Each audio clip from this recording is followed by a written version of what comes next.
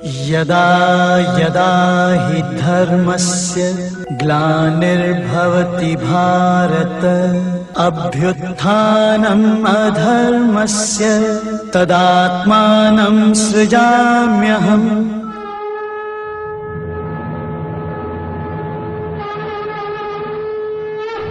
भगवद गीता हम सभी जानते हैं कि यह ज्ञान का खजाना है, पर अधिकतर भारतवासी इसके महत्व को नहीं समझते। भारत में लोग भगवद गीता को एक धार्मिक किताब समझते हैं और इसीलिए वो ये सोचते हैं कि उसमें बस भगवान और उनकी ही बातें लिखी होगी, लेकिन ऐसा बिल्कुल नहीं है।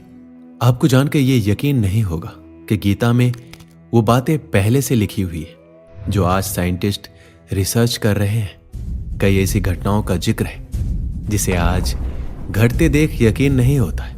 आज वीडियो में हम आपको गीता के अननोन फैक्ट्स आपको बताएंगे और मुझे यकीन है कि इन फैक्ट्स में से अधिकतर फैक्ट्स आपको पता ही नहीं होगा, पर वीडियो को पूरा देखने के बाद शायद आप समझ जाएंगे कि असली ज्ञान का खजाना कहाँ है। आमतौर पर यह माना जाता है कि भगवद गीता श्री कृष्ण और पांडव राजकुमार अर्जुन के बीच एक संवाद था, लेकिन क्या आप आश्वस्त हैं कि केवल ये दो ही शामिल थे? अर्जुन अकेले नहीं थे जिन्हें गीता का ज्ञान सीखने को मिला। भगवान हनुमान, संजय और बर्बरीक को भी गीता का व्यापक ज्ञान प्राप्त करने का अवसर मिला था। भगवान हनुमान अर्जुन के रथ के ध्वज पर थे, इसलिए उन्होंने महाभारत का पूरा युद्ध देखा। राजा धृतराष्ट्र के सेवक संजय को महामुनि वेद व्यास ने अंधे राजा को शक्तिशाली युद्ध की कार्यवाही सुनाने के लिए दिव्य दृष्टि का वरदान दिया था। और अंत में घटोत्कच का पुत्र बर्बरीक भी एक पहाड़ी की चोटी से महान युद्ध की निगरानी कर रहा था, जिसके परिणाम स्वरूप उसे कृष्ण की परम शिक्षा भी प्राप्त हुई। आपको लगता है कि गीता सिर्फ भारत में पढ़ा जाता है, पर आपको जानकर यह यकीन नहीं होगा कि भगवद गीता का पहला अंग्रेजी संस्करण सन 1785 में चार्ल्स विल्किंस द्वारा लंदन इंग्लैंड में किया गया था। आज से तकरीबन 250 साल पहले। अब आप खुद ही सोचिए कि अंग्रेजों को हमारी गीता का अंग्रेजी संस्करण करने की क्या जरूरत पड़ गई, क्योंकि उन्हें पता था कि यह ज्ञान का खजाना है, सब कुछ गीता में ही है। दुनिया की सबसे बड़ी और भारी श्रीमद् भगवद गीता की बात करें तो ये इटली के मिलान शहर में बनी है। इसका वजन 800 किलो है। संस्कृत भाषा में तैयार इस किताब में कुल 670 पेज है। इसे बनाने में करीब 2.5 साल का लंबा वक्त लगा है। यह इतना भारी है कि इसके एक पन्ने को ही पलटने के लिए 4 लोगों की जरूरत होती है। इसे बनाने में तकरीबन 1.5 करोड़ रुपए खर्च हुए हैं।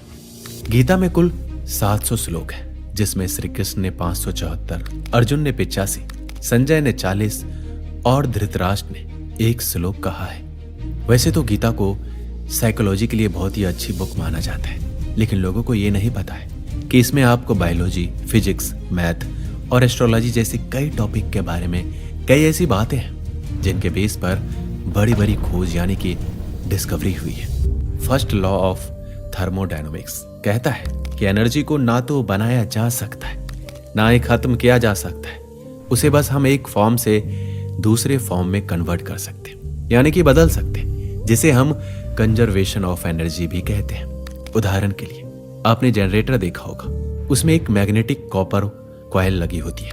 जब जनरेटर मैकेनिकली ही घूमता है तो उसके साथ वो मैग्नेटिक कॉइल भी घूमती है और उसी से इलेक्ट्रिसिटी पैदा होती है, यानी कि वह मैकेनिकल एनर्जी को इलेक्ट्रिक एनर्जी में कन्वर्ट करता है। इस लॉ को गीता में कुछ इस तरह बताया गया है। भगवद गीता के अध्याय 2 श्लोक 23 में लिखा है कि हमारी आत्मा यानी कि सोल एनर्जी कभी भी खत्म नहीं होती, वह बस अपना शरीर बदलती है।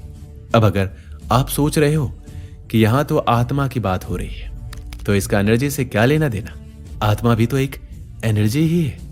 मॉडर्न साइंस भी इसे एक एनर्जी ही मानता है, जो कि हमारे मरने के बाद हमारे बॉडी से रिलीज होती है।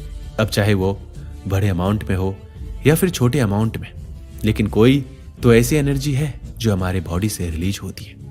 इसे आप ध्यान से समझो, क्योंकि इतने सालों पहले किसी ने यह आइडिया यानी कि इस थ्योरी का बेस दिया था, जिसे आज मॉडिफाई रूप से आप कंजर्वेशन ऑफ एनर्जी बोलते हैं। मेडिटेशन। चाइना और जापान के कुछ ऐसे मेडिटेशन टेक्निक्स हैं जिससे हम अपने सबकॉन्शियस माइंड को कंट्रोल कर सकते हैं, या फिर हम इसे डेली रूटीन में प्रयोग करके अपना स्ट्रेस यानी कि तनाव, गुस्सा, फोकस ना रहने की प्रॉब्लम को दूर कर सकते हैं और अपने पीस ऑफ माइंड यानी कि अपने मन को शांत करके अपनी प्रॉब्लम का सॉल्यूशन ढूंढ सकते हैं। लेकिन भगवद गीता के अध्याय 6 जिसका नाम है ध्यान योग, उसमें इन टेक्निक्स की सारी डिटेल और उसके फायदे बताए गए। ऐसी टेक्निक्स जिसे चाइना और जापान अपना बताते हैं, असल में वो सभी साइंटिफिक टेक्निक को गीता के चैप्टर 6 में बहुत ही अच्छे से समझाया गया है। सिमुलेशन। एलन मस्क और स्टीफन हॉकिंग जैसे बड़े फ्यूचरिस्टिक यानी कि हमेशा दूर की सोचने वाले लोगों ने यह कहा है कि हमारी दुनिया एक मायाजाल यानी एक सिमुलेशन हो सकती है। सिमुलेशन का मतलब होता है जहां हम सोचने पर मजबूर हो जाते हैं कि कहीं हमारी ये दुनिया एक सिमुलेशन यानी कंप्यूटर प्रोग्राम तो नहीं है। भागवत गीता में भगवान श्री कृष्ण ने इस दुनिया को एक मायाजाल यानी कि मैट्रिक्स बताया। उनके कहने के मुताबिक ये हुआ कि वह इस दुनिया के प्रोग्रामर है और यह यूनिवर्स एक कंप्यूटर प्रोग्राम है और ऐसे बहुत सारे यूनिवर्स यानी कंप्यूटर प्रोग्राम मौजूद है जिसके लिए अलग अलग डेवलपर्स हैं।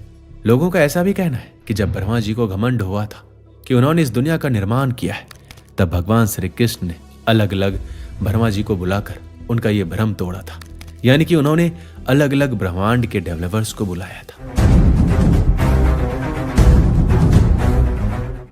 मल्टी यूनिवर्स की थ्योरी भागवत गीता में हजारों साल पहले ही बताई गई थी, जिसे आज साइंटिस्ट एक बहुत ही स्ट्रांग हाइपोथेसिस मानते हैं।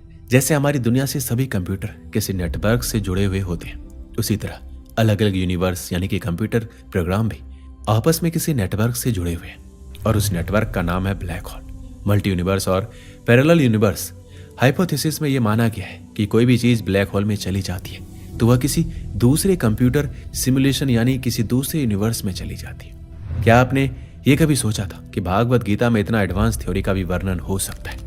और ऐसी बहुत सारी बातें हैं जो साइंस और साइकोलॉजी के फील्ड में गीता में कही गई सभी बातों को सही साबित करती है।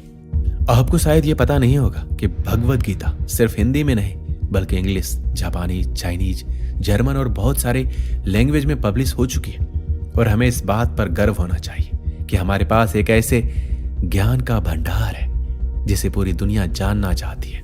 इस वीडियो में मैंने आपको गीता और साइंस के बीच के रिलेशन का 0.1% भी नहीं बताया है। गीता में बहुत सारी बातें लिखी है जो आज साइंस ने साबित की है।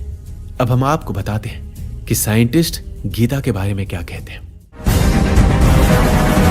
अल्बर्ट आइंस्टीन भगवत गीता के माध्यम से भगवान श्री कृष्ण द्वारा दिए गए उपदेशों से बहुत प्रभावित थी।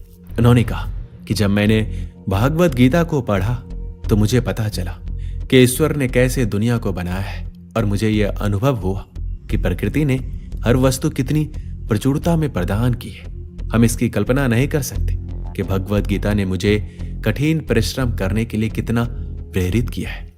मैं आप सबसे कहना चाहता हूं कि गीता को जरूर पढ़ें और आप खुद देखेंगे उसने आपके जीवन को कितना प्रभावित किया है। अमेरिका के भौतिक वैज्ञानिक जे रॉबर्ट ओपेनहाइमर को परमाणु बम का जनक कहा जाता है। वह द्वितीय विश्व युद्ध के दौरान जापान में हिरोशिमा और नागासाकी पर किए गए परमाणु हमले में शामिल थे।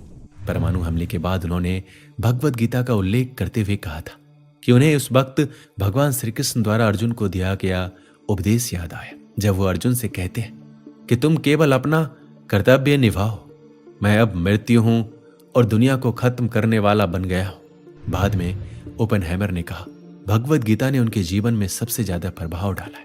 ओपेनहाइमर ने परमाणु विस्फोट के प्रयोग की सफलता के बाद गीता के इस श्लोक का भी उल्लेख किया था, मैं लोगों का नाश करने वाला बढ़ा हुआ महाकाल हूं। इस समय इन लोगों को नष्ट करने के लिए प्रवृत्त हुआ हूं। इसलिए जो प्रतिपक्षियों की सेना में स्थित योद्धा लोग हैं वो सब तेरे बिना नहीं रहेंगे, अर्थात तेरे युद्ध ना करने पर भी सबका नाश हो जाएगा। वो सब तेरे बिना भी नहीं रहेंगे, अर्थात तेरे युद्ध ना करने पर भी इन सब का नाश हो जाएगा। सुनीता विलियम्स एक अमेरिकी अंतरिक्ष वैज्ञानिक और नौसेना अधिकारी थे। उनके पास किसी महिला द्वारा अंतरिक्ष में सबसे ज्यादा वक्त तक चलने का रिकॉर्ड है। उन्होंने 50 घंटे और 40 मिनट अंतरिक्ष में चलने का रिकॉर्ड बनाया था। वह अंतर्राष्ट्रीय अंतरिक्ष स्टेशन के 14वें और 15वें मिशन की सदस्य भी थी। इसके अलावा वह 2012 में मिशन 32 की फ्लाइट इंजीनियर और मिशन 33 की कमांडर भी रह चुकी है। जब वो अंतरिक्ष मिशन के लिए जा रही थी तो उस वक्त अपने साथ भगवान गणेश की मूर्ति और भगवत गीता लेकर गई थी। उस वक्त उनसे जब ये पूछा गया कि वो अंतरिक्ष में क्यों गीता और भगवान गणेश की मूर्ति लेकर गई थी, उस वक्त उन्होंने जवाब दिया, ये आध्यात्मिक चीजें हैं जो अपने आप को, जीवन को, आसपास की दुनिया को प्रतिबिंबित करने और चीजों को दूसरे तरीके से देखने के लिए है। मुझे लगा कि ये ऐसे समय में काफी उपयुक्त है। उन्होंने इसके अलावा ये भी कहा कि गीता के जरिए उन चीजों को समझने में मदद मिली है जो वो कर रही है। उसे करने का कारण क्या है, साथ ही मुझे अपने जीवन का उद्देश्य समझने में मदद मिलेगी। इसके अलावा मुझे अपने आप को जमीन से जुड़े रहने का भी सबक मिला है।